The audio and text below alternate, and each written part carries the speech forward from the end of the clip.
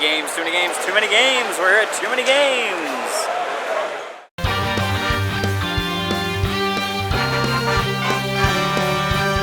Welcome to Pegwarmers. I'm Kevin, and I'm here to talk about toys, or trying to find toys at a video game convention, as it were. This week, I'm talking about Too Many Games. Too Many Games is a video game convention held in Pennsylvania at the Greater Philly Expo Center in Oaks. It's the same location as RetroCon, which is another convention I cover on this show every year. And Too Many Games is massive. They rent out the entire convention center for Too Many Games. I help out at registration every year. We are scanning QR codes or taking cash or credit sales, giving people their badges and other swag that they might be getting from different ticket packages as they go into the convention.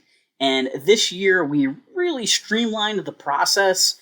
The security system for the convention was able to screen the bags a lot faster, and we just kind of had enough people working at registration. It was really streamlined. We also kind of moved where registration was at. The only downside of that was I saw less of the con this year. Usually the exit was sort of next to registration, so we'd see everybody at least leaving.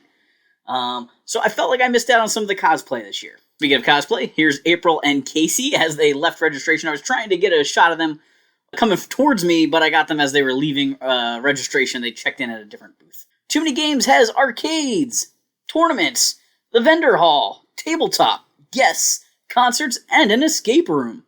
There really is a lot of stuff going on. And the convention center is made up of several different halls. A lot of shows will rent one or two of the halls. But Too Many Games uses every section of the building, and the concerts are actually at a separate location this year. Arcades is pretty much what you expect. There was free play consoles as well as arcade machines. Lots of stuff from different areas that you could try out. Tournaments, you could sign up for different tournaments, playing different games for high score. Things like that. Competing in Street Fighter, with a bracket tournament. Always a lot of fun.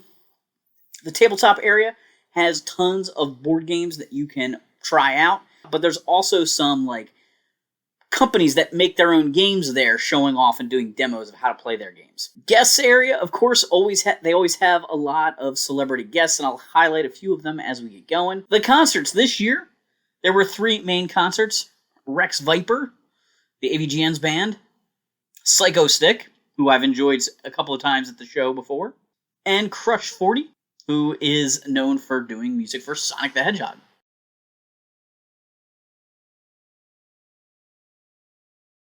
I do have to give a shout out to my friends at Retroware for their Toxic Crusaders booth. They were giving out little canisters of slime there if you signed up for info about their game. But they're making a beat-em-up game based on the Toxic Crusaders cartoon style with a lot of nods to the toy line. I think it's going to be really cool. I've been seeing the process all along as they've been working on it, and it's pretty exciting. The convention did away with raffles this year, but they had a scavenger hunt. And you could go around the convention, all over the whole convention. There were QR codes hidden kind of in each section. And as you scanned them, it filled in a message. And when you had the whole message filled in, you could go to a booth that looked like the Legend of Zelda cave, and a bald man in a red robe would give you your prize. I was actually able to procure a Too Many Games 20-sided die while I was there. I thought this was pretty neat. It's got a special Too Many Games D-pad controller symbol there instead of the 20. Oh, another fun thing I got at registration, one of the attendees brought a pouch of ducks with them and was giving them away to people, and I got this gamer duck with headphones and a controller in his hands. I was pretty busy at registration, but I was able to scoot away from time to time and look around, try to do some toy hunting. This is not a toy show. I knew I wasn't going to find a ton of stuff, but there is a vendor there who usually has some action figures, and I've actually bought some of the Hasbro, Street Fighter, and Mortal Kombat figures off of him in the past, so I wanted to check out his booth for sure. So I started roaming through the aisles. The vendor area is huge. Of course, I saw things like Rob the Robot. There were some Godzilla toys and My Little Ponies. This Eeks game from Mattel kind of blew my mind. There was a guy selling custom swords. The Sword of Omens was pretty awesome. The Power Sword from He-Man was also an iconic sword and a sword that I love, but it's much more simple than that Sword of Omens. So I was still hunting for toys. There was lots of Pokemon plush to be had. I did find a Battle Armor Skeletor, probably the most on-brand retro toy for me that I found at the con. I stumbled upon some of the guests. Linkara was there from atop the fourth wall. I've had a chance to meet Linkara a couple times before, and he's always nice to talk to. He wasn't feeling super well this day at the show, so my visit with him was pretty brief. All these people are waiting in line to get an autograph from Sean from Movie Dumpster. Somebody did earlier. Cam Clark was there, the voice of Leonardo from the original Ninja Turtles cartoon. Already had his autograph, but I did swing by his booth just to see how his line looked. David Hayter, the voice of Solid Snake, was definitely one of their top-tier guests this year. He had a huge line. And I think he was a pretty cool guy, because when a lot of the guests came back to the hotel they were staying at that night, which was also the same hotel that a bunch of the convention attendees and convention workers were staying at, a lot of the guys went up to bed, and I don't blame them for that. But David actually hung out downstairs in the lobby for quite a while, telling stories about his voice acting career. And I just think that's awesome when a con guest really gives their fans that kind of attention. Charles Martinet was there, the voice of Mario. It's me, Mario! I can't do it justice, but he was there. He's been a guest there once before, but always a huge draw. I mean, how can you not want to get an autograph from Mario? I finally found the vendor that I was talking about. This guy always has cool stuff. Let me look at the Double Dragon figures he has. He has Army Men from the game Army Men, and they're not just like standard plastic single-piece Army Men, but like actual action figures. And I think that's really cool. So like I said, the Mortal Kombat and Street Fighter figures, he has some of the oversized figures like this Sonya Blade, and I flipped it over. I was trying to remember who all was in this line. And check out Sub-Zero with this sort of normal human-looking head. And he had that figure. And it's a figure that I would buy, because I don't have very many of the oversized guys besides Sonya. She might be one of the few I have.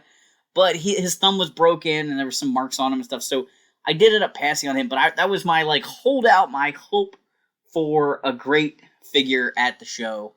I ended up really not spending a lot of money at the con. Oh, this one vendor had some really great board games. The original Hero Quest. And this Superman game looked pretty cool. So I'm not a huge gamer, but gaming goes hand in hand with toy collecting. It just is a niche that overlaps a lot, kind of like movie buffs and toy collectors tend to overlap a lot. So in the comments down below, let me know, do you collect video games? Or do you collect video game related merch? There was a lot of cool stuff at this show, including some custom toys. This one vendor had this crazy Buzz Lightyear custom that looked like Venom had attacked him. He had some 3D printed Pokemon figurines, as well as these other art pieces that seem to be made from the Mario cake pan. I'm not sure exactly what was going on here. In the comments down below, let me know if you collect retro video games or modern video games. And if you're not really into that stuff, do you still like the retro merch? I mean, I'm always blown away by the old Nintendo marketing materials. School supplies and little figurines and all that kind of stuff. The old Happy Meals from Mario 3. That stuff always just kind of makes my day when I see it. I know this was kind of a short episode, but I just wanted to show you around this con. TooManyGames is an awesome event every year. And I can have a good time at a convention even if it isn't my core fan base. I've had some great times at anime conventions. And again, anime is another one of those things that overlaps with video games and toy collecting, things like that. But I'm not like a diehard anime guy. So let me know if you've ever been to a fun convention outside of your niche.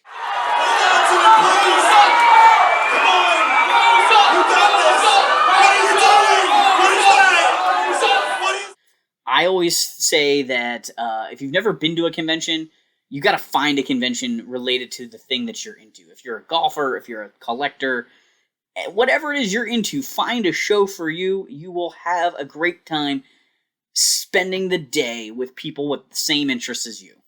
On a recent trip to Target, I noticed a Marvel Legends that definitely needs to be inducted into the Hall of Pegwarmers. Yondu, the comic book style release of this character, probably most famous for being in the Guardians of the Galaxy movies, is just not selling. My local Target had a pile of them. Sorry, Yondu.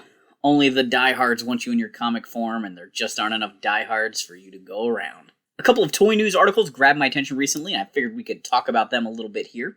Hasbro has announced a new Star Wars Young Jedi toy line. This is a new line, I assume, tied to a media release for young kids. It's got very cartoony art style, and I assume it's got content to go with it that, little kids will be watching on Netflix or Disney Plus or wherever they get their iPad fodder. But the toy line, what they showed was a plush Yoda, a plush version of a character named Nibs, who looks a lot like Sully from Monsters, Inc., as well as a range of kiddie lightsabers. These are scaled down, they're shorter, the lightsaber handle is smaller because they're aiming for that, 3+ demographic. I don't know if this makes a lot of sense. I get it that parents my age like to push Star Wars on their kids. We like to, buy them a Baby Yoda or whatever and kind of introduce them to the world of Star Wars. But I don't know if at 3+ you're going to create Star Wars fans that are going to be fans for life. What Star Wars is to a 9 to 12-year-old is very different than what Star Wars would be to a 3-year-old. I just can't imagine roping a kid in at that age and it creating that brand loyalty moving forward. What a kid gets introduced to at a Paw Patrol level, and then turning into Sled Dogs later, or I don't know, Homeward Bound, pick your animal movie. I don't know if that fan base transitions with that, and I don't know if the fan base is going to transition kids growing up with this Young Jedi stuff into loving the original trilogy. Maybe. Hasbro's got a lot of experience, but there's also been a lot of Star Wars and Disney product that just Marvel that hasn't been selling well lately. I've got another Hasbro article here. How toy retailers plan to tap into the growing senior toy market. I was glad this wasn't another one of these kidult articles. This is actually about senior citizens, not about the 30 and 40-year-olds that are collecting toys these days. Basically, they are focusing on trying to make games that will help senior citizens socialize and improve cognitive abilities. So, one, to be able to interact with people of their same age as well as younger people, and also, games that help strengthen the mind. Doing things like word searches and crossword puzzles and Sudoku help keep your mind sharp. So Hasbro's teaming up with the Ageless Initiative to try and develop some new versions of some old games, things like the Game of Life and Scrabble and Trivial Pursuit. And they're trying to kind of upgrade these for a new generation, trying to make the games playable by seniors with their grandkids. And it is kind of an interesting factor because, the Game of Life, for instance, that's fun as a kid to play because you imagine growing up and doing these different tracks. I don't know if that's as much fun as a senior citizen to, get to decide now what you're doing with your career early on and starting over, sort of. And Trivial Pursuit is a hard game to play. There's actually a game called Beat the Parents that my stepson plays. It's a card game. The questions for the parents are kiddie questions, things like naming a Bakugan or whatever. And the questions for the kids are things like a state capital or who was the main character in some movie. It's sort of like, or name a Rolling Stone song. It's always something that's sort of flip-flop generationally, which makes it kind of fun, I guess. It makes it really hard for the kids, though, in my opinion. But so maybe there's some way of incorporating those kind of things, like Trivial Pursuit. If you have a modern Trivial Pursuit, that may be hard for a senior that hasn't kept up with the news, but we used to call it the Baby Boomer edition. If you had an old school Trivial Pursuit, was impossible for a kid. They don't know who was an Olympic gold medalist in 1971. So this could be an interesting thing to watch. The last article that I pulled up actually came from the New Yorker. After Barbie, Mattel is raiding its entire toy box. Basically, this article talked all about the people working on the Barbie movie, like Margot Robbie and Greta Gerwig, going to Mattel's base in El Segundo, California, and getting a tour of the design center. The Design Center is an amazing place, and I've gotten to see some behind-the-scenes stuff on it through Spectre Creative, who Toy Guru used to work at Mattel, and Pixel Dan was at Mattel recently for He-Man's 40th anniversary. So I've seen a little bit of what that place is like, and this article kind of describes that. So it was fun to hear about them kind of taking these VIPs on tours to see where they design the toys, as well as seeing these mini museums that they have built for some of their key brands inside the Design Center to kind of immerse people in that brand culture.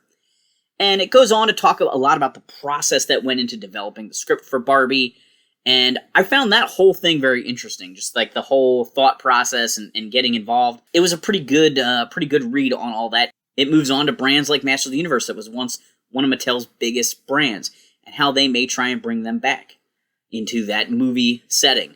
You know, there's been talk of J.J. Abrams working on a Hot Wheels movie.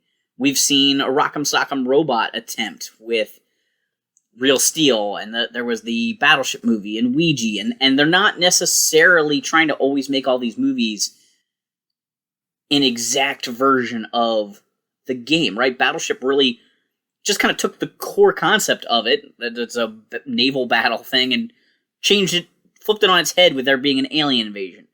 But that made for a better movie. I'm using some Hasbro examples there, I know. But it went through how they're sort of trying to keep the Barbie movie on brand, but allow the people creating it to kind of do what will be good for the movie and moving that brand forward in its own way.